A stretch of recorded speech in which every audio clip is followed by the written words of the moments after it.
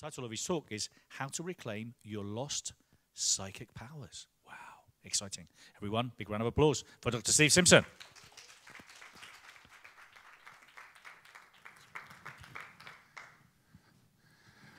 You know, there's one thing I love in life, and that's when I'm invited to give a talk and when I know Bernardo is going to introduce me. Because I was sitting there listening, and I was getting ever more relaxed. And I was thinking, well, who is this person he's talking about? And my mind was saying, I'm not speaking today. This other person is, just as well. Not sure I could match that. And of course, the thing is that I can't. I have worked with all of these clients that Bernardo said, and I've been doing it for 12 years since I had a complete career change. And if I'd believed that I could do all this, I'm pretty sure, as I'm going to talk later today, that I wouldn't have done it. Because if I've learned only one thing in that journey of 12 years, and compounded by how my life was before, is this simple thing. It's not about me.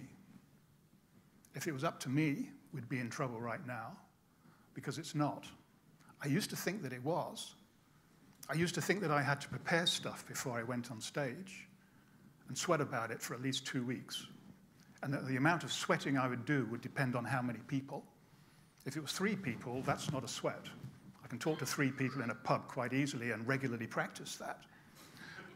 When it gets to about this number, it's okay-ish. When it gets to 14,000, when I spoke in Bangkok, it goes off the scale.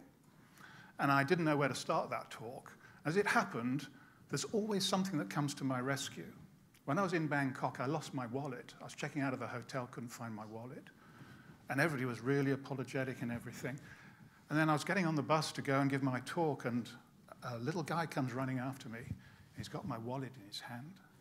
So instead of making my normal introduction, I just wanted to say what a great place Bangkok was and how honest its people were. And I actually got a standing ovation for that. So I thought, well, why use a script? And when I started doing therapy with different people and writing books and stuff, again, I'd get pretty stressed about it, particularly when I was dealing with clients, because they're people, and sometimes they pay me, and they're looking to get results. So I'd think, okay, well, I've got this really neat strategy I can use, from the last NLP course I went on. And I'd make notes and practice stuff in the mirror. And it worked okay. But there was a point relatively recently, 2 or 3 years ago, when I realized I just didn't have to do anything. The only thing I have to do today is just turn up, roughly on time.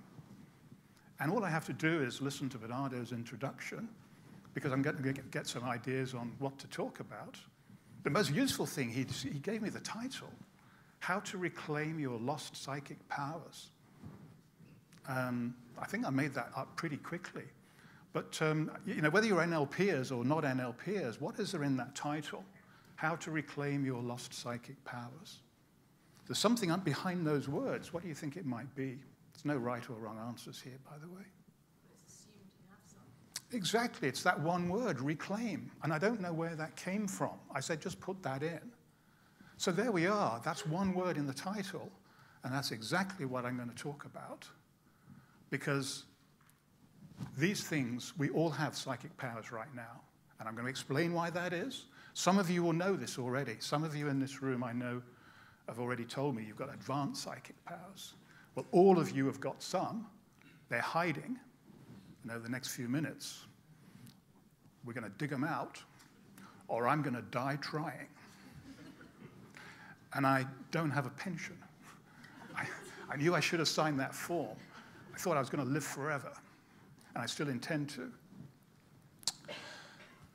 And the dangerous thing, particularly about being a speaker and to some extent an author, is that if you start believing that you've got a powerful message to give and you start choosing clever words to try and get that across, it's a dangerous game, that. Because I've learned time and time and time again that it's the most inconsequential things that I might say when I'm not even thinking about it, that people will come back and say, do you know when you changed your life? It was when you said this phrase. So I'll always say, well, well, you better tell me what it was. And they tell me, and it doesn't sound that impressive to me. But then I have to remember, you know, it's not about me. It doesn't matter what I think might be clever and good. It's about what works for different people, and we're all different. We've heard that repeated many times today. And a common expression that people say, that, you know, one of the expressions I use, and now I do deliberately try and use it. If you want to succeed in life at whatever you want to do, there's one important thing you have to do, and you have to put yourself in the game. Not only put yourself in the game, but don't make it a comfortable game. If you're going parachuting, skydiving, don't take a reserve chute. You won't learn as much that way. That was a joke, by the way. Please don't anybody do that. I know a friend of mine, actually, who was a skydiver. And in fact, we had a 40-year medical school reunion, and I met him. I'm going to meet him for a coffee next week. And he would ask me to pack his parachute for him. I said, I don't know how to. He said, that's part of the fun. Just put it into this bag. I'm not joking. Because he was an adrenaline freak. He wanted his main chute not to deploy. So anyway, put yourself in the game.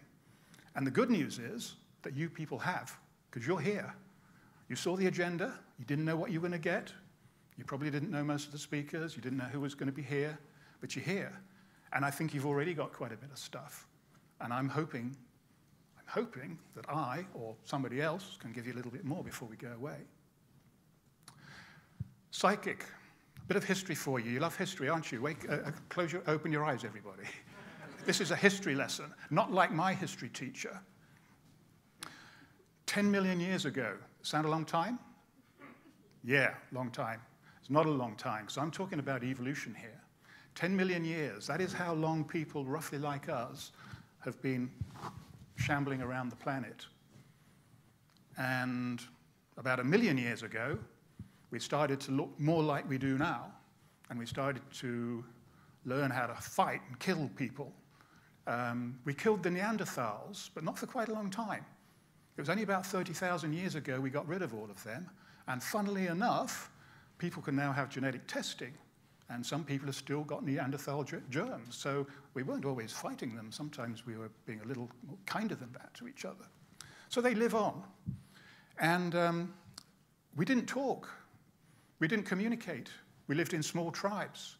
But we worked somehow. Somebody else talked about specialization and Darwin and all that kind of stuff. We were surrounded by all these big monsters, these big elephants and saber-toothed tigers and all the rest of them, and we killed them all, and we survived. We spread all over the planet. There was no place where we haven't been. And most of that time, we didn't talk. So how do we do all this? It was because we were psychic. That's why I say you still have those skills. But then something really, really bad happened to us. And that was about 30,000 years ago, which is nothing when you consider the dinosaurs lived for billions of years. 30,000 years ago, we did something really stupid. We started to talk. We couldn't do it before. You know, I got a medical and a biological background, but I wouldn't know where you'd start getting a voice. There are about 50 different muscles just in the voice box alone. And they all have to do exactly the right thing without us thinking about it. So but it worked. We could start shouting at people and bossing them around and manipulating them. But as a result of that, learning to talk, we lost something. Just like when you got GPS in your car. None of you now could find your way around London because you haven't used it. You use your GPS. So if the GPS is down, you're in big trouble. In fact, if you're driving in London, frankly, you're in big trouble anyway. But at least it's going to be slow trouble. So it was when we learned to talk. When we learned to talk, we had to use extra bits of our brain, and we lost the bits of brain that made us psychic. But the trouble was, and this is one thing that you'll learn in NLP, and when I learned about it, I never realized how important it was. So the reason why I talk to people is please don't do what I do. I'm a really, really slow learner. I wish I'd learned all this stuff, and when the first time I was told about it, I wish I'd thought about it and incorporated it. But language is incredibly imprecise. We think it's precise. We think if I talk to you and you listen to me and talk back, we're going to get a very accurate description of our conversation. Well, we're not. We'll think it's accurate. You're going to think it's accurate. Everybody else will wonder what planet we came from. It's imprecise. It's ambiguous. Different words, the way you say them can mean different things. And what's more than that, because we have about 80,000 thoughts a day, when we're talking, we have to get rid of most of that. So the way we do it, we chop, chop, chop, chop. So when I'm thinking about what I'm talking about now, I'm chopping huge bits out. And then I'm distorting it, distorting what I say. Because even though I think I'm telling you the truth, it's my view of the truth. And you'll have your own view of the truth as well. So here we are. We're deleting stuff. We're corrupting stuff. So there's not much left of the original truth. So a few thousand years ago, we were psychic. Now, because we are so divorced from reality, largely because of the language that we talk to each other, we are becoming psychotic. That's called living in a deluded world. Now, all of us are, hopefully, to a mild degree, psychotic. And that on its own is not necessarily bad, because if you're psychotic, it means you have a very, very vivid imagination. You're very good at visualizing stuff. When you are a little bit over that edge, then it becomes a nightmare to live in that place, because literally you're imagining too much. But a little bit is good for creativity. I would say that any artist, any musician, any writer, any actor, they're all going to be a little bit psychotic. And I would think that everybody in this room, to an extent, is. So that comes at a price. We've lost our psychic powers. It means that we don't know stuff intuitively. Well, there's a way that we can. Because in the middle of being psychotic and psychic, there's a place that I call psychoic. I didn't know what else to call it. And that's the sweet spot where we can reclaim some of those lost psychic powers, and we can control those psychotic powers, but still keep the creativity that goes with it. And that is the sweet spot of peak performance. And the most lucrative part of my career is coaching professional poker players. Now, we've talked about action plans and stuff like that. I can assure you poker was never on my action plan. And in fact, looking back, anything that has worked really well for me, I don't think any of that has been on a plan. And I was a spreadsheet maestro. I don't even know what a spreadsheet is anymore, which is why all I do is I put myself in a game. And I put myself into any game in town. Because that way, some of the things work out that you never expect. So with my professional poker players, if I teach them one thing, I call it intuition. If I say to them, I'm going to make you psychic, they would run fast. But if I say, a little more intuition, wouldn't that help you? Know what the other players, what their cards were, stuff like that. They can see that. And where does intuition come from? It comes from deep in the unconscious mind. And my view is that anything of any value in our life comes from the unconscious mind. We've got the conscious and the unconscious. Which do you think is biggest? The conscious? Unconscious. Yeah, I think you're all right. I don't think there's much dispute about that. That's not fake fact. The unconscious mind is huge in comparison. Even now, we hardly know anything about how it works. What we do know is that it all works in the background. We don't need to control our heart rate, although some people try and can. We don't need to control our blood pressure, the way we metabolize our glucose, although some people like Bernardo think they're on an intermittent fasting program, and they can. I suppose he can to some extent, and I'm glad he's not listening.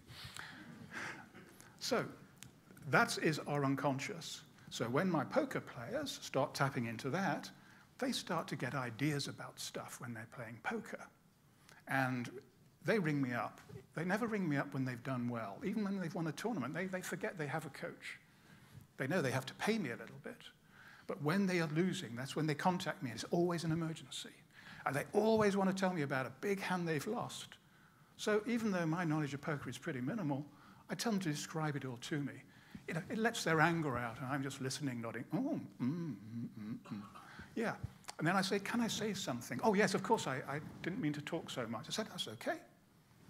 All I want to say, when you were playing this hand, or when you were planning this business strategy, what was your first thought?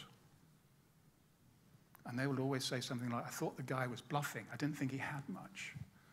why did you lose the hand? Well, then I had another thought. I started doing a few calculations, and I figured, I said, look, we've had this conversation so many times. My question to you is always, what is your first thought?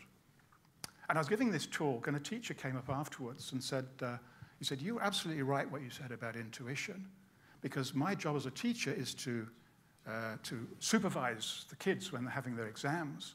And so much of this stuff now is multiple choice. They just tick the right box. He said, and I walk around and I see their pencils hovering, and they're just about to tick the right answer, and then they moved out and they ticked the wrong one. Well, that's the first time anybody's told me that, but I can believe it. So if we can get in touch with our intuition in the next 10 minutes, and if we can become psychoic, if we can regain our psychic powers and control our psychotic tendencies, how good is that going to be? It's going to change your life, and I mean it. And a little bit is enough. So I'm going to tell you very quickly 3 ways to do it, and you don't need to remember this. As you'll hear Richard Bandler and Paul McKenna and John Laval say, when you're dealing with the unconscious power, you don't need to be writing stuff down. Because the way I talk, the language I use, and your own unconscious power will take from this what it's comfortable to do. 3 things. Number 1, talk less. I've just told you how much we lost when we talk. Now, some of you, that means I don't have to talk to my wife. No, it doesn't work like that. And you still let her talk to you. And you still talk to your friends. Otherwise, you won't have any. But the person you can talk to less, and I'm sure somebody else said this today, the person you're going to talk to less is yourself. Because my experience is that when people talk to themselves, it's always highly critical. It usually sounds like an angry school teacher or parent. In fact, it gives me a panic attack thinking about it, because that's how people spoke to me when I was a kid. Anyway, this is not about me, is it? But it's about your internal voice. So just shut that voice down. And if that voice comes in, just say something like, go away, put it in as strongly as you like, or just counter it with a thought like, I'm only going to say good things to myself. I'm only ever going to say good things to myself. Then the voice will come back in. That means you're going to be arrogant. Maybe. I'd rather be happy than depressed. I'd rather be arrogant than having this self-critical voice the whole time. And as I said to some kids when they asked me this question, I said, don't worry about getting arrogant, you won't, because the rest of the world's going to tell you that, and you'll learn how to find that sweet spot. But the most important thing, I think, particularly today, is that we talk less on social media, particularly the kids, and the teachers tell me this. People literally live their lives on social media, and they have become, inverted commas, much more psychotic, because they're divorced from the bit of reality that we live in. Their life can be totally virtual, which is really scary, very scary. Number 2, listen more. Listen more. And, unlike the first one, listen more to yourself. Listen more what comes up from that unconscious mind. Because as I said, that's going to be the powerful stuff. How do we do that? Anybody got any ideas? How can we listen more to our unconscious? Meditation, yeah, absolutely. That's a good thing, a worthwhile thing. By the way, on that subject, do take one of my business cards before you go, because there's a lot of free stuff. I put all my stuff on YouTube. I don't like Facebook and Twitter. I don't understand it. But I do like YouTube. So I've got lots of free videos on there. And as it happens, I did 2 yesterday, and 1 was on meditation, making meditation easy. I try and make everything easy. The failing of the human species is we try and make things complicated, because then it makes us look like experts. And it's not about us. I've already said that. You don't seem worried by that. You seem very happy. Being an expert. Good for you, I'm sure. So there we are. Meditation. Do something creative. Make something. Arrange some flowers. Go gardening. Go for a walk. Do a painting.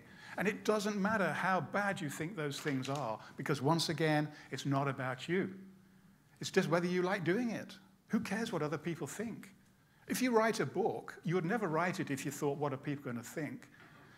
I've done 7 books. I said I'd never do one, and I say that every time, and now I'm just doing an 8th book.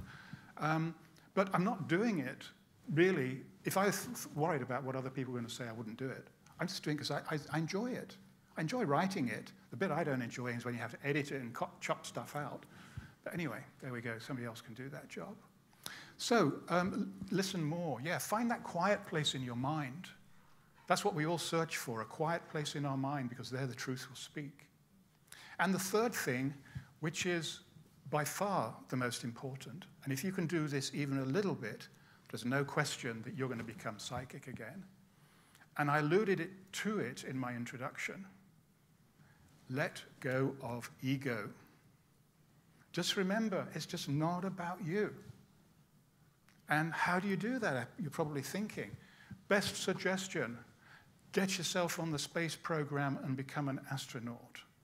Because anybody who goes up into space, they always come down a different person. The problems they left behind are exactly the same, but when they come back down again, it's like they don't matter. Because when you're up in space, you begin to realize that actually it is not about us. We are nothing. There's 8 billion of us on this planet, and we're just one person, and yet really that's pretty much the only person we know anything about.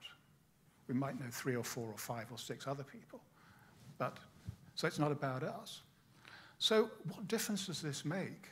Well, you see, the fact is that when you can let go of ego, you recognize that there's some invisible force behind you that actually takes care of all the stuff that previously you were worrying about.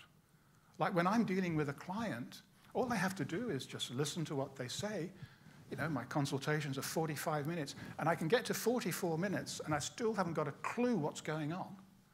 But every single time so far, even if it's in that last minute, the person will say or do something, and I say, yes. And then I can just say whatever words come to me without me thinking about it, and that's usually when we achieve something. And it's the same for anything. It's like when you get onto a stage. If you're worrying about where things are going to go, well, you're going to be a very worried person. You won't sleep very much. But if you get on stage and you think this isn't about me, all I have to do is to remember to thank Bernardo for inviting me and stuff like that, and of course the technical crew for being wonderful. But that's about the only things I have to do. Oh, and to thank you as well for showing up and putting yourself in the game. But the rest will come. And when you delve deeper into this, you'll recognize, probably if you haven't already, that there's a lot of religion in this stuff. I'm not a great religious expert, but my shallow understanding is that all religions somewhere say something very similar. That it's not about you, there's something out there that is a higher order of intelligence that will guide you, and it will guide you the most when you need it the most. And we'll all have different models for making sense of that, but I'm sort of guided by Carl Jung, because he talked about the collective unconscious. Have some of you heard about that? Yeah, quite a lot of you have. But his ideas have got a lot of traction. And he introduced those concepts in 1936, St. Bart's Hospital, which is not a million miles away. That paper had been in his bag for 35 years, waiting to be presented, because he was frightened about how it would be received by people.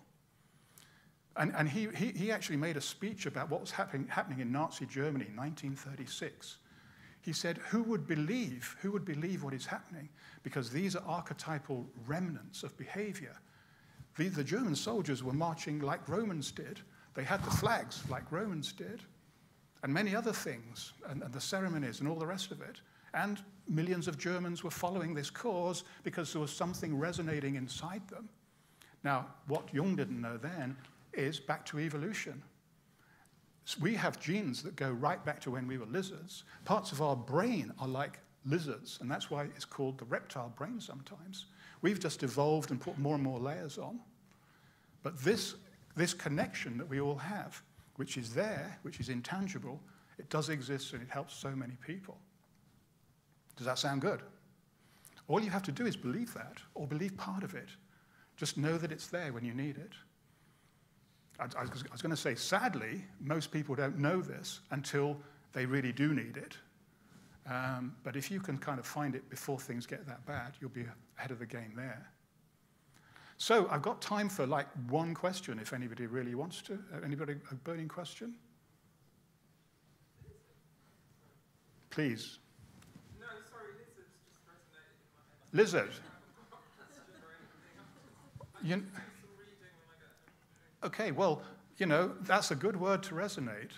And I have an apology to make. I didn't tell any of you that what Bernardo missed out is that I'm also a hypnotist. And when I talk to people, I'm always trying to talk to their unconscious mind. When I see a client for the first time, I say, I'm not interested in anything that comes from your conscious mind, and they look affronted. So don't take it personal. I'm not interested in anything in my conscious mind either. When we start talking unconscious to unconscious, we start thinking of lizards. Funnily enough, it moves us on. So that wasn't a question, but it was a great comment. So, my final words, thank you again so much. It's been a pleasure talking to you, and I'm around for the rest of the day. Thank you very much. Thank you. Thanks, Dr. Steve. That was a great talk, wasn't it? Another very round of big applause for Dr. Steve. Thank you. Okay, thank you. Thank you. And thank you, Bernardo, as I said, for inviting me. No, thank you, Steve. Yeah, and those of you who have signed up for the NLP courses, it's going to blow your mind away. Yeah. Thank you. Well done.